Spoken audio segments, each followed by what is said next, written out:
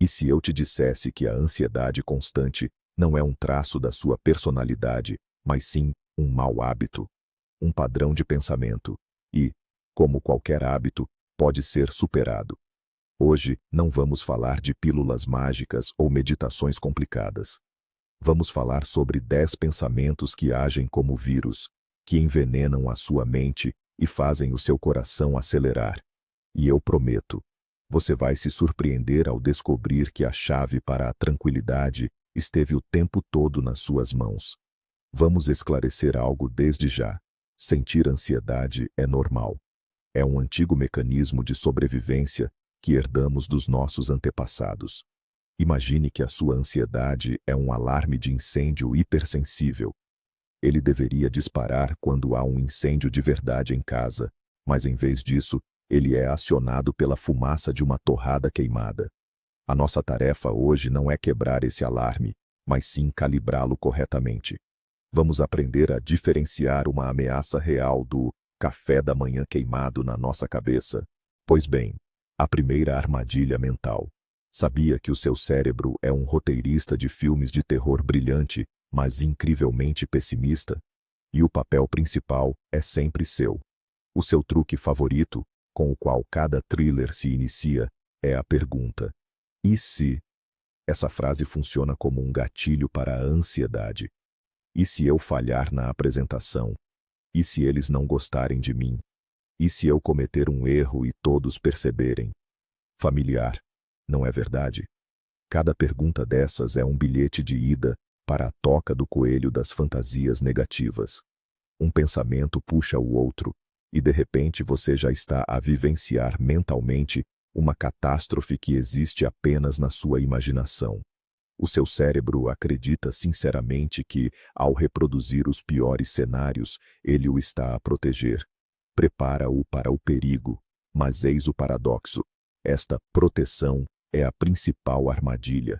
Ela envenena o seu momento presente com ansiedade sobre um futuro que, muito provavelmente, nunca se concretizará. Concorda que este roteirista interno por vezes se empolga demais? Pensamos que precisamos combater esses cenários, mas o segredo é outro, e é surpreendentemente simples.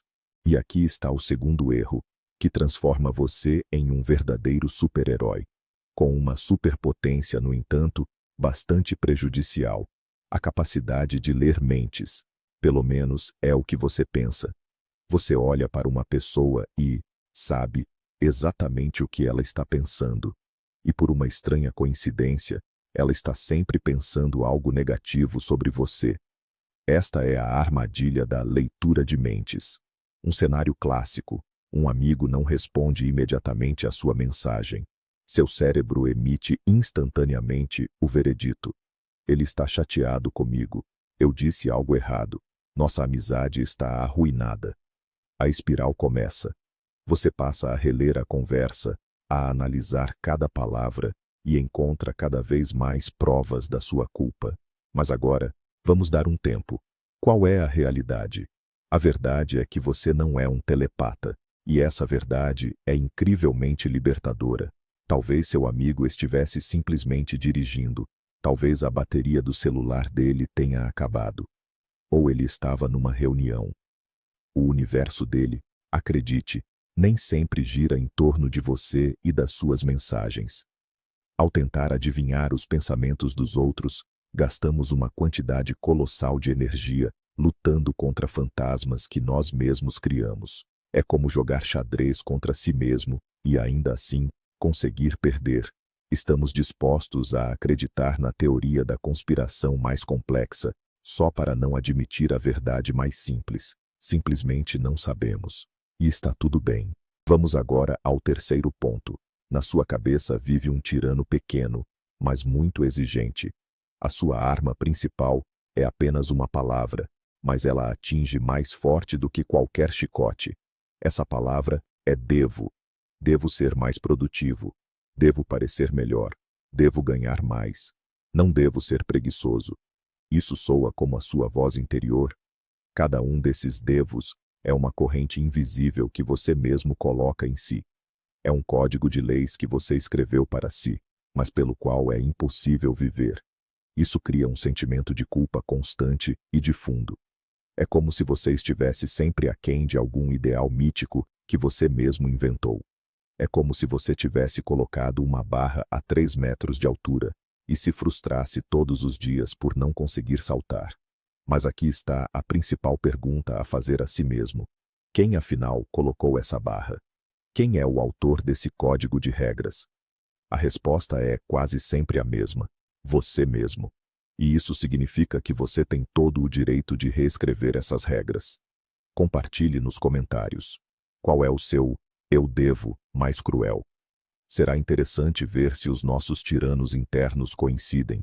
E agora, vamos falar sobre o jogo favorito de todo perfeccionista. Chama-se tudo ou nada. As regras são muito simples. Ou você tem sucesso total, ou um fracasso retumbante. Nada de meios termos, nada de prêmios de consolação. Isso é o que chamamos de pensamento preto e branco. O mundo na sua cabeça se divide em apenas duas partes claras: o ideal e o terrível, o bom e o mal, vitória e derrota. Vejamos como isso funciona na vida real. Você decidiu adotar uma alimentação saudável. Manteve-se firme a semana inteira, mas na noite de sexta-feira, comeu um único bolo. O que o pensamento preto e branco lhe diz? Ele diz: pronto, a dieta falhou. Não faz sentido continuar. Pode pedir a pizza. Um pequeno erro anula todas as suas conquistas anteriores. Essa abordagem transforma a vida num campo minado. Você tem medo de dar um passo em falso, porque na sua visão de mundo, esse passo leva direto para o abismo. Isso gera uma tensão imensa. Você não se permite errar e, consequentemente, não se permite ser humano. Afinal, a vida não é um exame com apenas aprovado ou reprovado. É um processo cheio de nuances, tentativas e, claro, erros. Pense em quantas vezes você descartou um dia inteiro, um projeto ou até mesmo um relacionamento por causa de uma única imperfeição. A próxima armadilha mental que vamos analisar é a supergeneralização. Ela funciona como uma lente de aumento que transforma um pequeno contratempo em uma verdade absoluta sobre toda a sua vida. Imagine, você foi a uma entrevista de emprego e não conseguiu a vaga. Uma situação comum, que acontece com qualquer um. Mas um cérebro propenso à supergeneralização tira conclusões completamente diferentes disso. Ele não diz: desta vez não deu certo, vou tentar de novo. Ele, em vez disso, declara: sou um incompetente, nunca vou encontrar um bom emprego. Consegue perceber a diferença? Uma única falha específica torna-se, de repente, uma condenação para toda a sua vida. Uma única experiência negativa é elevada ao absoluto. Se o seu parceiro o deixou, a conclusão é: ninguém nunca mais vai me amar. Se comete um erro num relatório, o pensamento é: eu estrago sempre tudo. Este padrão de pensamento é muito traiçoeiro. Você pega um único caso negativo e, com ele, pinta todo o quadro do seu futuro. É como se você molhasse os pés na chuva apenas uma vez e decidisse que, de agora em diante, passaria o resto da vida com os pés molhados. Você acaba por criar uma profecia autorrealizável. Se você está convencido de que sempre vai falhar, seu comportamento será coerente com essa crença. Menos confiança, mais medo, o que, por sua vez, aumenta as suas chances de insucesso. É um ciclo vicioso que você mesmo cria, simplesmente por interpretar de forma errada um único episódio. A sexta armadilha é o complexo de Atlas. Lembram-se do titã da mitologia que carregava o céu em seus ombros? É mais ou menos isso que fazem as pessoas que tendem a personalizar. Elas assumem a responsabilidade por absolutamente tudo o que acontece ao seu redor, especialmente se for algo negativo. Seu chefe chegou ao trabalho de mau humor. O que o cérebro de quem personaliza pensa? Com certeza é por causa do meu relatório de ontem. Eu o decepcionei. A criança tirou uma nota ruim na escola. Eu sou uma má mãe. Não a ajudei o suficiente. A festa foi um tédio. A culpa é minha, sou um mau organizador. Você assume a responsabilidade pelas emoções, decisões e até mesmo pelos acasos alheios. Você acredita sinceramente que está no centro do universo e que tudo o que acontece nele é resultado das suas ações ou inações. Isso não é apenas exaustivo, mas também gera um enorme sentimento de culpa e ansiedade. Afinal, se você é culpado por tudo, então você precisa consertar tudo. E isso é impossível. A verdade é que você não é responsável pelo humor, pelas escolhas e pelas ações de outras pessoas adultas. Você não controla o tempo nem a economia mundial. Abrir mão dessa ilusão de onipotência significa tirar um peso incrivelmente pesado dos seus ombros. Isso não é egoísmo, é bom senso que ajuda a preservar suas energias para o que você realmente pode controlar, suas próprias reações. E agora, vamos falar sobre a sua máquina do tempo pessoal. Mais precisamente, sobre aquela bola de cristal para a qual você está sempre a olhar. Este hábito tem um nome: prever o futuro, ou como dizem os psicólogos, catastrofização. Você não apenas pensa no futuro, você já tem a certeza de que ele será terrível. Ponto final. Está a caminho uma chamada importante. O que é que o seu profeta interior lhe diz? Não, estou um pouco nervoso, mas vou conseguir. Mas sim, vou de certeza dizer algo disparatado, vou gaguejar, e eles vão pensar que sou um idiota. Vai a um encontro e já o vê a desenrolar-se de forma constrangedora. A pessoa não gosta de si, e a noite termina num fracasso completo. Ainda nem saiu de casa, mas já experimentou toda a gama de emoções negativas de um acontecimento que só existe na sua cabeça. É como assistir a um filme de terror, em que você é o protagonista, e já sabe que um maníaco o espera atrás da próxima porta. Você força o seu corpo a reagir a uma ameaça que não existe. O coração acelera, as palmas das mãos suam, os pensamentos ficam confusos. Você vive o estresse do fracasso, sem sequer ter tentado alcançar o sucesso. E o mais irônico é que, ao se programar desta forma, você realmente aumenta as suas chances de insucesso. Afinal, ir para um exame com a certeza de que vai chumbar, isso já é metade do fracasso, não concorda? A oitava falha de raciocínio é uma das mais enganosas, pois se disfarça de intuição. Chama-se raciocínio emocional, e o seu lema é: se eu sinto, então é verdade. Imagine-se sentado num avião durante uma turbulência. Sente medo.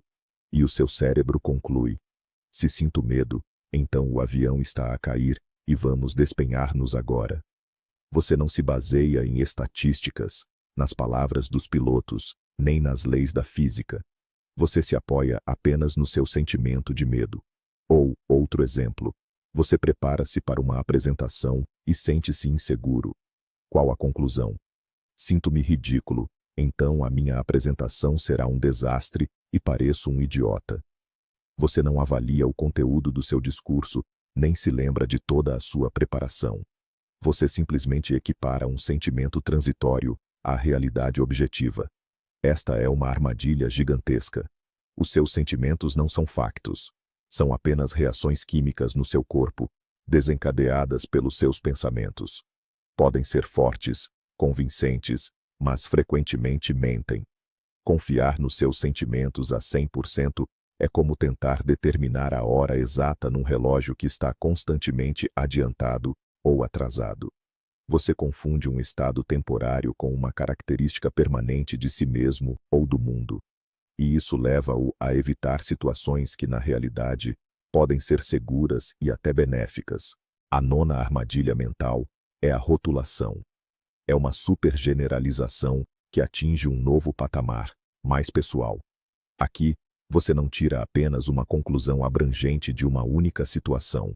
Você pega essa conclusão e a transforma num rótulo rígido, indelével, que cola em si mesmo ou nos outros. Por exemplo, você cometeu um erro no trabalho. Em vez de pensar: errei desta vez, preciso ser mais cuidadoso, você se condena: eu sou um perdedor. Você não apenas teve uma falha, você se tornou um perdedor. Percebe o quão tóxico isso é? Ou seu colega esqueceu de lhe enviar um documento importante. Em vez de pensar, ele esqueceu, isso acontece, você o rotula. Ele é irresponsável. E agora, cada ação dele você a verá através da lente desse rótulo, buscando confirmação para ele. Esses rótulos são atalhos mentais que impedem você de ver a realidade.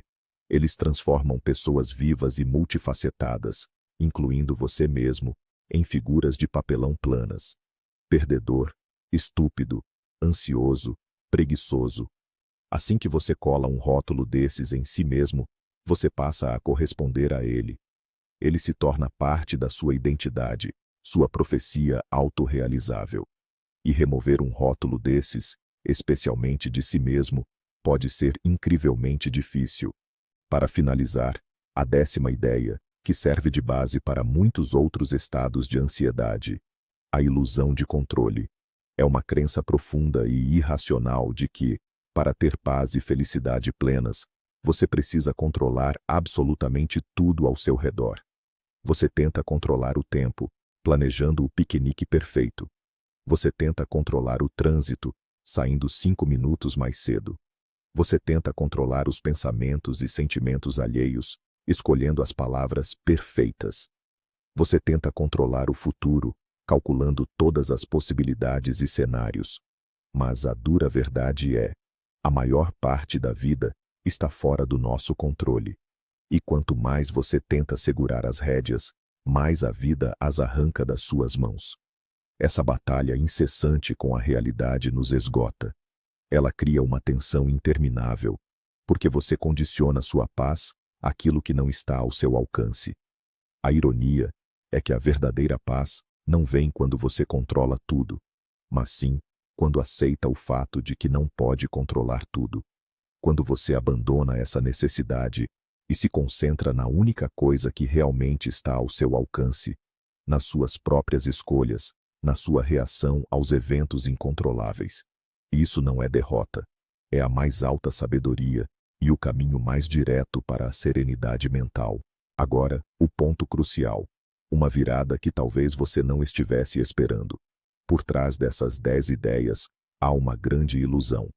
A gente costuma pensar que a ansiedade é uma reação a eventos externos, ao trabalho, aos relacionamentos, às notícias do mundo. Mas não é bem assim. A grande virada na história é esta: a ansiedade não é algo que acontece com você. É o que você conta a si mesmo sobre o que acontece. Não é o evento em si que causa o medo, mas a sua interpretação dele. Não é um projeto complicado que te faz entrar em pânico, mas o pensamento, eu não vou conseguir. Não é o silêncio do seu parceiro que te magoa, mas o pensamento, ele não me ama mais. A prisão da ansiedade não é construída por circunstâncias externas, mas pelos nossos próprios pensamentos. E essa é a melhor notícia que você poderia receber. Porque se você mesmo construiu essa prisão, então só você tem a chave para ela. Ao perceber que a raiz do problema não está no mundo, mas na sua mente, você deixa de ser vítima das circunstâncias e se torna o dono do seu estado emocional. Você pode escolher como reagir. Você pode pescar esses pensamentos vírus e substituí-los por outros mais saudáveis e realistas. Este é o verdadeiro caminho para a liberdade da ansiedade. Obrigado por assistir a este vídeo até o final. Se ele foi útil para você e você identificou pelo menos um hábito mental prejudicial, por favor, deixe seu like e se inscreva no canal para não perder os próximos vídeos. E agora, uma pergunta para você. Qual dessas 10 armadilhas mentais é a mais familiar para você? Compartilhe sua história nos comentários. Vamos discutir isso juntos.